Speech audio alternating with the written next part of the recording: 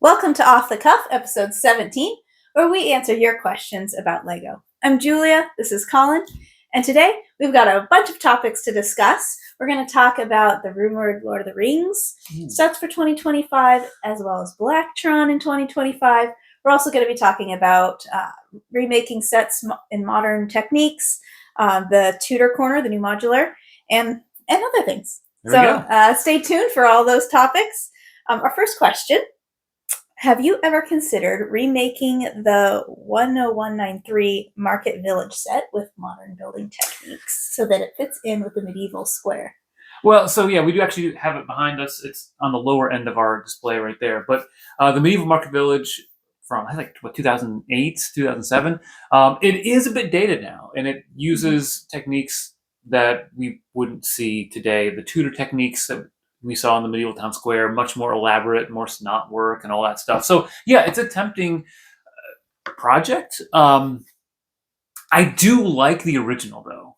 And that's one reason why I haven't modified it, is just because I still think it looks okay. The techniques may not be great and it may not look as modern, but I do think it fits in with a medieval display without having to adjust. It's not as if you were going back to the Guarded Inn, which we also have built, the original, or the Black Falcon's Fortress, and trying to put that next to the Lion Knight's Castle and getting a sense of perspective with that. So it's better than those 1980s era sets. So I haven't thought too much about that, just because I like the way that it currently looks.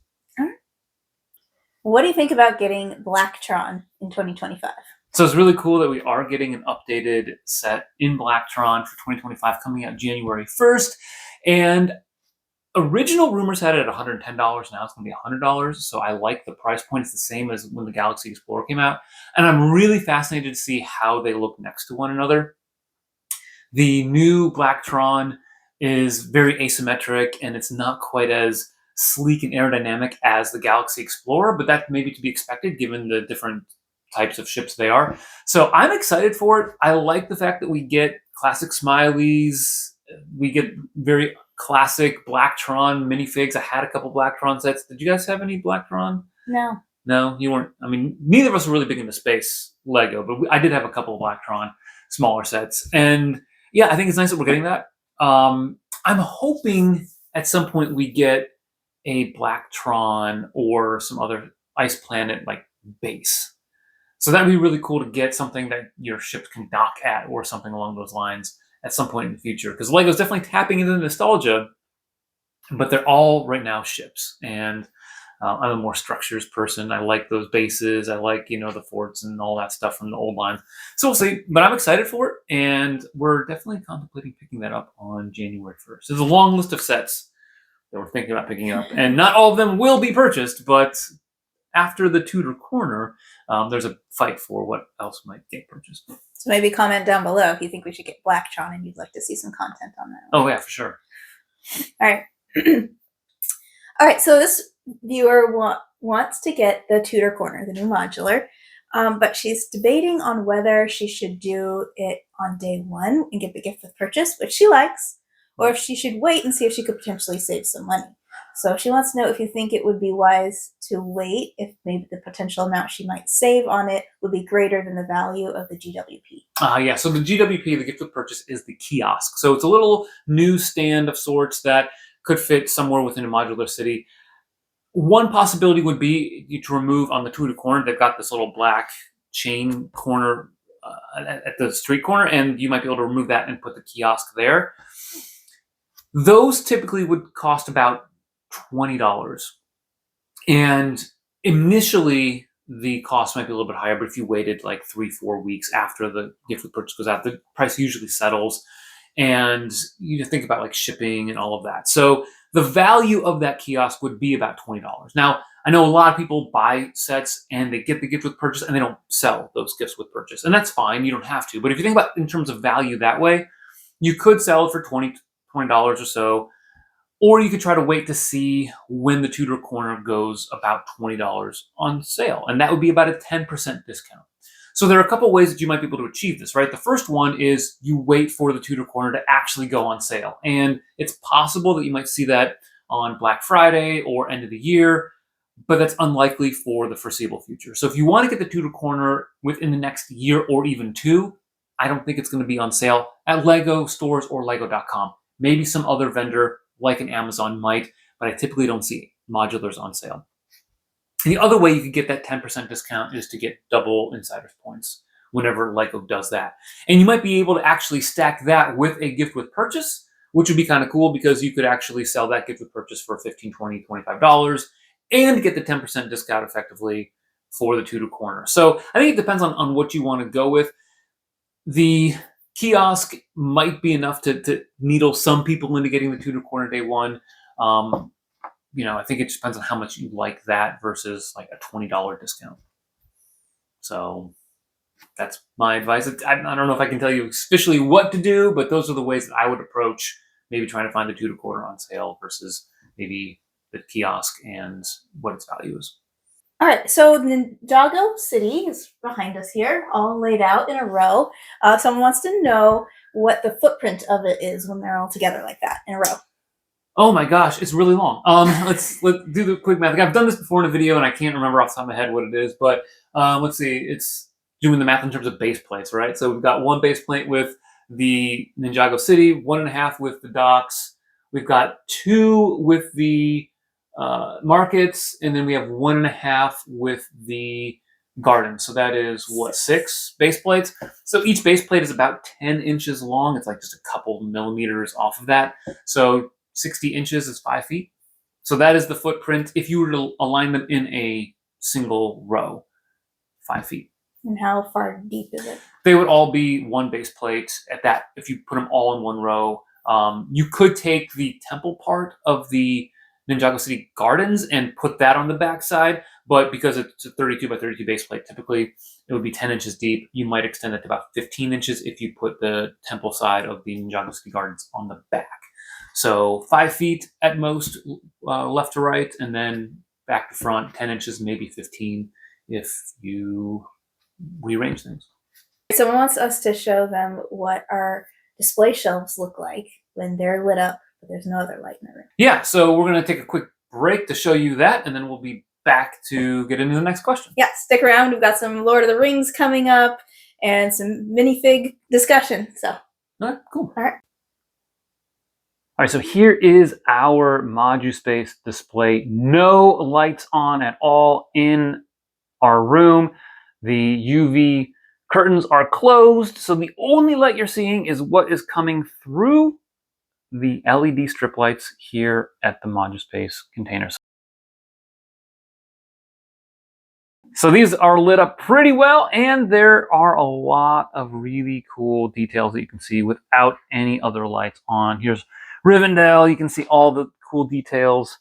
Get up close here at the council right there. And down below, we've got these sets, and they show up really well with the LED strip lights. So I highly recommend. There is an affiliate link in the description below that has details on ModuSpace. So if you want to look at their products or buy something, go ahead and click on that. And we're back. Hope you enjoyed that view of our shelves without other lights on. All right. Someone wants to know when they're gonna get to see our modular city next. Yeah, so we actually do have a couple of modulars to add to it, right? We have to add the X Mansion as well as our modularized version of the Botanic Garden. We're gonna wait until after we get the Tudor Corner, and then we're gonna rearrange things. Ideally, and this is something for like the end of this month, we're recording this right before Christmas, so we got like about a week and a half before the end of the year. I am gonna cruise over to Bricklink to see if I can find some 1x2 black tiles on a good price, because we use those for our streets, and that's a lot of them. So yeah, like maybe add some streets to things and rearrange the city, because adding a corner, a 48 wide for the Botanical Garden, a 48 wide for the X Mansion, that's a lot to add to it. So we're gonna have to rethink things. Yeah. Kiara and Autumn already have a bunch of ideas. So we'll probably task them to do like the bulk of the work, if you will. The design. The design, yes, there we go, the design, because they enjoy doing it. Yeah. So I think that's what we're going to do. So I'm hoping in January to get some reviews out early in the month from the 2025 releases, and then showing you guys what the Tudor corner looks like next to other modular buildings, and then we'll be adding that in the other recent ones too. Oh, and can't forget, we've got that Daily Bugle we picked up on Black Friday. Oh, yeah. That would also be added, although I may not add it right away, just because it is a skyscraper. But those are like a few sets that we could actually add to our modular city. Oh, it's going to change a lot. It is, yeah, for sure. So it'll be a big update, so make sure you don't miss it. In our last Off the Cuff, we said that we were not as concerned with minifigs as we are with the buildings. Guilty. I know. And their question is, would you ever skip a set if the minifigs are really bad? It depends on why I like the set. If I was interested in a set because it's really great building techniques, looked really cool, and fit in my budget, then I would have no problem skipping the minifigs. So like one strategy that people have is they get a set. The minifigs might be, when they're new, they might be rare, they might be exclusive, and they sell them. And they may not recoup the cost of the set, but they may get a bunch of that back. And it's a way to offset the cost of adding pieces to your collection, or a nice display piece that you don't need all the minifigs for, especially if it's a line like Harry Potter or Star Wars, where like you're getting. How many Harry Potters do you need? Yeah, how many Harrys do you need? And so you might be able to sell them. Now, of course, those aren't going to have the same demand. You're not going to be able to offload those fairly quickly. But yeah, and so for Star Wars, I actually have one of my students was telling me about this. Like he actually sells some of his old Star Wars minifigs to then buy new sets that might replace those minifigs. Like the Jabba sail barge is a good example of that. You have the 2012 version or 2013. You sell the minifigs from that, get a pretty good price for them, which you can put toward the new Jabba sail barge, right? Jabba sail barge. So that's one strategy. The ones that I would have been tempted in the past year to do that with was actually the Dungeons and Dragons set because it's a really cool castle. And I was not huge into D&D. So the minifigs didn't mean a whole lot to me. And so it's tempting, like, I could buy that set, but it was $350 or is $350. So I didn't want to spend that. And we don't really sell a lot of Lego. So selling them, you'd have to find a way to break into the seller's market, which you might be able to do. But, you think about Bricklink or eBay, a lot of it is not just volume, but it's also, your reputation and how, your ratings are. And so if you're lower rated, you might need to drop the price a little bit. So all those things are kind of factoring into those decisions. So I would do it if I really like the set. And if I kind of like the minifigs, I might sell some of the minifigs. There's a couple ways that I would approach it. Yeah. So if there are bad minifigs in a set, that wouldn't affect whether you would buy it or not, just whether you would keep the minifigs from the set. Yeah. I mean, another example would be we actually bought 2 copies of the Friends Downtown Flower Design Shop. I just gave the mini doll. I can't stand them. It's a little bit too strong. I am not a fan of mini dolls. I just gave them to the kids because they love mini dolls, and so they were super excited to get those. So yeah, I have no problem buying a set and just giving away or selling the minifigs if I don't like them and keeping the pieces for building something. Our final question. In light of the limited castle options that are coming our way, most likely in 2025, would you consider the rumored Lord of the Rings sets that are coming out as a replacement for castle? So yeah, I did make a video on what to expect for Castle 2025. A lot of it is the Bricklink developer program and not official LEGO sets, with the exception of the rumored Creator Castle that's coming out this summer, again, allegedly. Lord of the Rings is a tough one because with Harry Potter, it's Hogwarts and Hogwarts is a castle. With Lord of the Rings, it depends on what they offer us. There are some sets that could fit into a castle type system. If they gave us, the Prancing Pony, it would probably be Tudor styled. It'd almost be kind of like the Snow White and Seven Dwarfs set, where you could see that in some sort of medieval layout display or something like that. But then I think about other options, like if you had Amon Hen, if you had Weathertop, it might be castle-y or fortress-like, and you might be able to add that to your display or kind of fit that in with castle. But some of them just aren't castles. There's medieval style. I mean, Rohan in that kingdom is very, the horse lords are just very medieval-like, and Edoras would be a nice thing to add to a medieval village. It's not a castle set. So I would say it's probably not a good substitute. Now, on top of that, the big rumored set for Lord of the Rings is Baggin. Yeah. It's going to be really cool. I'm excited for that, but that's not castle. Like, Yeah, it's not. not. It's going to be lots of greenery. It's going to be more detailed than the incredible version we got a long time ago, like over 10 years ago, that is really highly rated on Brickset. Like, it's one of the highest rated sets of all time and was really well executed. So it's going to be like, I would imagine, a bigger upscale version of that. And it's not going to feel castle at all. Now, there might be some detailed interiors that would have a very medieval feel. It could. And the accessories can work. I think that's one of the other things is, we actually have, if you think about like the Castle Bed and Breakfast from the Friends line and some other sets, Lego's given a little nod to Castle here and there. So you can get extra shields, or obviously the collectible minifigs. You get some Castle-like minifigs, or just, like the Wolfpack Beastmaster. You're getting a Wolfpack figure. So that's one way to kind of dip their toes into providing some Castle products.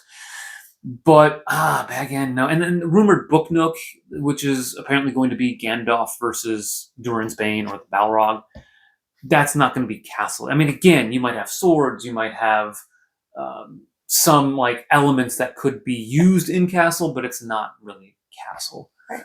So that's why I actually didn't include Lord of the Rings in that video for 2025, just because it's not something that I would typically say that's a Castle. Unfortunately. Yeah. But maybe we'll get, I think the one exception to that would be Helm's Deep.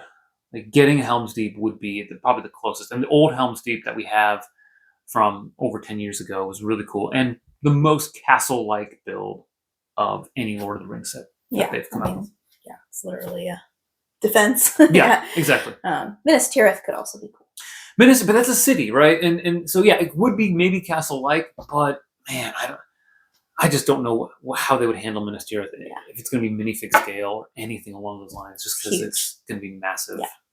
So, yeah. Love Lord of the Rings. Want more Lord of the Rings. Hard to view it as castle. Fair enough. Thanks for watching. Be sure to like this video, subscribe to our channel, ring the bell for notifications, and always remember to comment on these off-the-cuff videos. Down below. Questions for next month. We love hearing your questions and answering them, so please put those below. And always remember to keep building together.